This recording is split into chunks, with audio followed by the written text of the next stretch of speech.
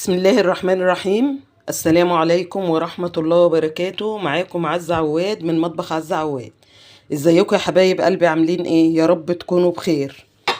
ادعوا لأهل غزة وفلسطين ربنا ينصرهم، وكل سنة وانتم طيبين. رمضان قرب، يعودها علينا وعليكم بالخير والستر والصحة والأمن والأمان. النهاردة هعمل لكم طاجن مكرونة بالفراخ. احنا عملناه باللحمة قبل كده، هنعمله النهارده بالفراخ. هنستعمل ايه؟ هنستعمل مكرونه قلم، هستعمل كيس ونص، مش هستعمل الكيسين. هستعمل البانيه ده هقطعه صدور فراخ. هستعمل معاه طماطم، هريسه توم مع فلفل احمر، بصلايه، كمون، كزبره، فلفل اسمر، ملح، زيت. تمام. صلوا على رسول الله وشوفونا هنبدأ نعمل ايه. بسم الله الرحمن الرحيم. هنبدأ في البداية هنسلق المكرونة نص سلقة. تمام. اهي المية اهي هتغلي، وهبدأ اسلق المكرونة نص سلقة. خليكم معايا. هحط طبعا في المية شوية ملح. هبدأ اقطع صدور الفراخ لقطع صغيرة. بسم الله الرحمن الرحيم.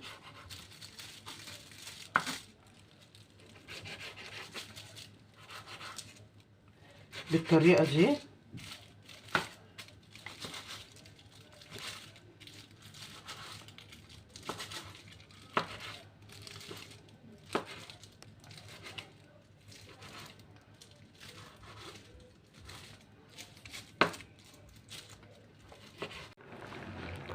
بصوا يا حبايبي، المكرونه اهي اتسلقت نص سوا عشان لسه هتدخل في الفرن تاني.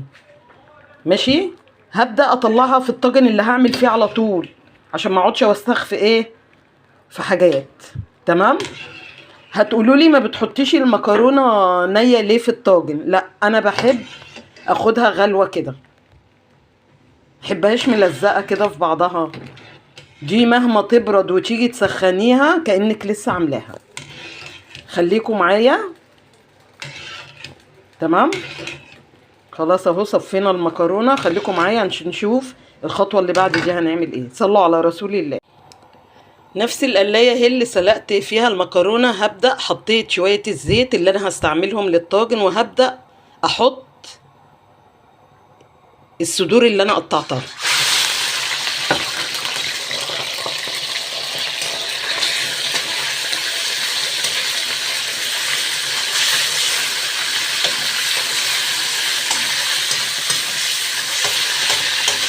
اللهم صل وسلم وبارك عليك يا حبيبي يا رسول الله.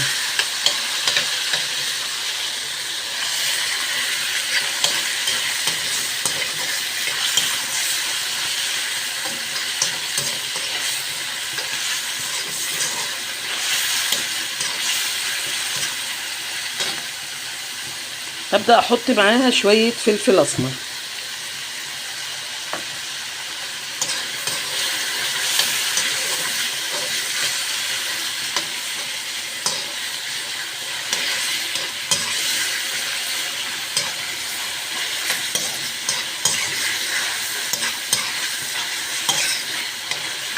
مش عايزه اقول لكم ريحتها جميله جميله جميله. عايزه اقول لكم بس على سر، الصدور دي من ال2 كيلو بانيه اللي انا جبتهم امبارح عشان اشيلهم لرمضان. طب اعمل ايه؟ طب احتجت كيس منهم، اعمل ايه؟ لا اعمل، وربنا يرزق بقى. قولوا يا رب. ماشي. ريحتها جميله. انتوا عارفين ريحتها حلوه ليه؟ لان انا كنت متبلاها ببصله وملح وفلفل اسمر وفصين توم. يعني بص، مش قادره اوصف لكم الريحه ولا ايه. اقسم بالله تحفه تحفه تحفه تحفه تحفه. خليكم معايا وصلوا على رسول الله.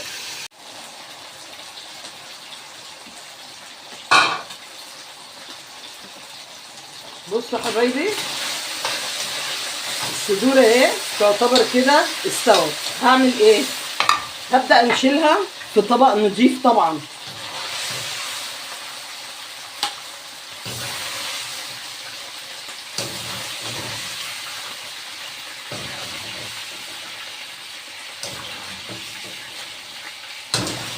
وابدأ اعمل ايه؟ ابدأ احط البصلة.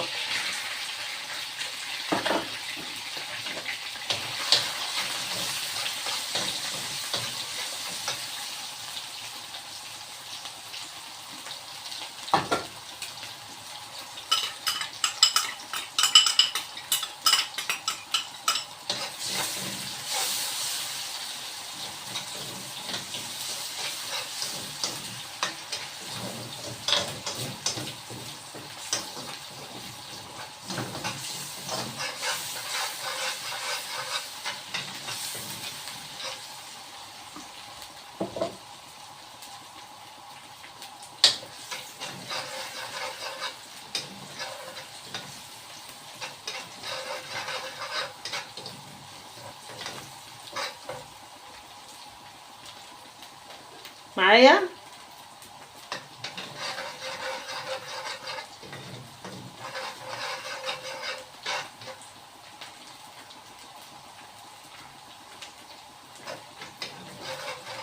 اصفرت كده شويه، ابدا احط معلقه الهريسه اللي هي مع الفلفل الاحمر والثوم. الله الله الله على الريحه، الله على الريحه، مش عايزه اقول لكم. تمام.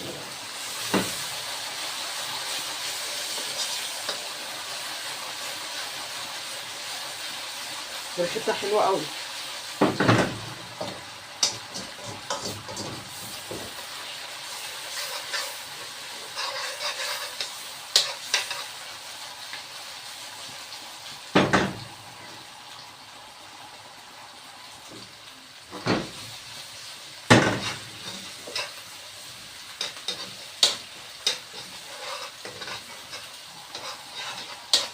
اول ما نشم ريحه الثوم طلعت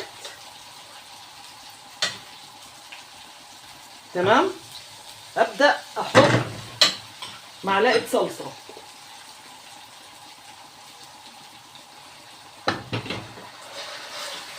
وابدا احور فيها كده مع البصله والثومه والفلفل الاحمر. صلوا على رسول الله.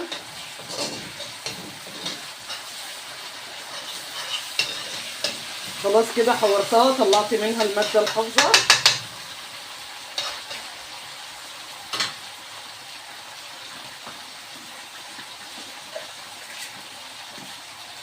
معلقه السكر اللي معتادين عليها. تمام.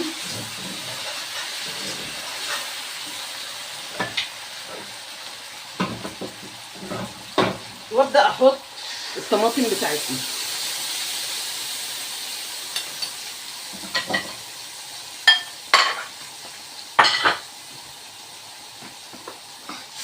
في اسهل من كده بقى؟ حطينا الطماطم، هنبدا نحط التوابل بتاعتنا. ادي الكمون، كزبره، فلفل اسمر، ملح.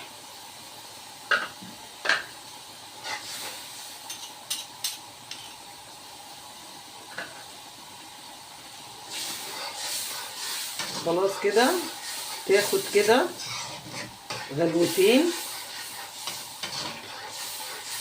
وهوريكم هنعمل ايه بعد كده. بسم الله الرحمن الرحيم. صلوا على رسول الله.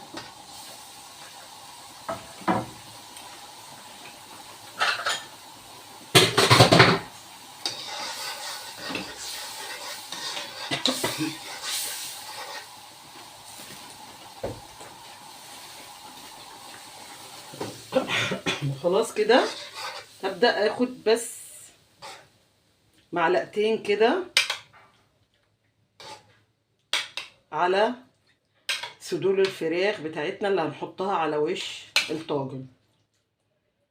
بصوا طريقة سهلة جدا جدا، ما فيهاش اي حاجة. خلاص كده هبدأ بقى احط ده كله على المكرونة. صلوا على رسول الله.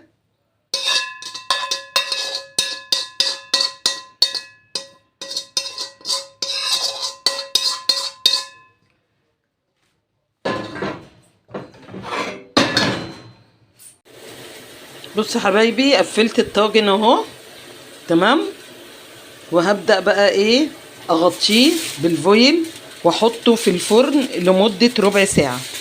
صلوا على رسول الله.